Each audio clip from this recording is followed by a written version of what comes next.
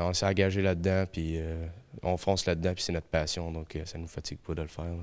Derrière l'image du joueur, il y a de jeunes hommes qui préparent leur avenir en dehors du hockey. Le Collège Notre-Dame a mis en place un programme sport-études individualisé.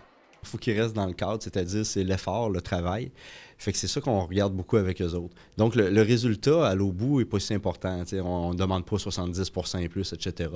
Les joueurs ont besoin de temps pour se familiariser à cette réalité. Du matin jusqu'à 15 heures, ils sont à l'école comme les élèves réguliers. Ils se retrouvent ensuite à l'aréna pour un entraînement quotidien d'1 h 30. La soirée est ensuite consacrée aux études et aux devoirs. Quand ils sont sur la route, l'autobus devient le local de travail. Ça a fait un gros changement au début. Là.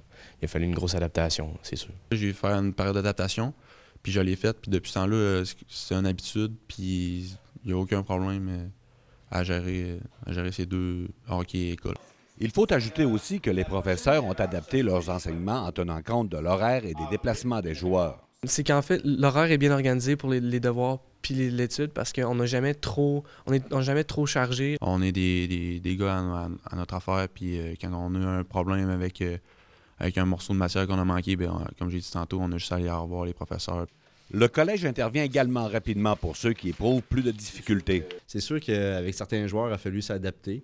Il a fallu même demander à certains joueurs de reprendre une année, ce qui a été bénéfique pour eux autres. Ce programme sport-études du Collège Notre-Dame repose sur 2 éléments fondamentaux, la liberté de chacun et la responsabilisation. Léonard Dubé, à Rivière-du-Loup.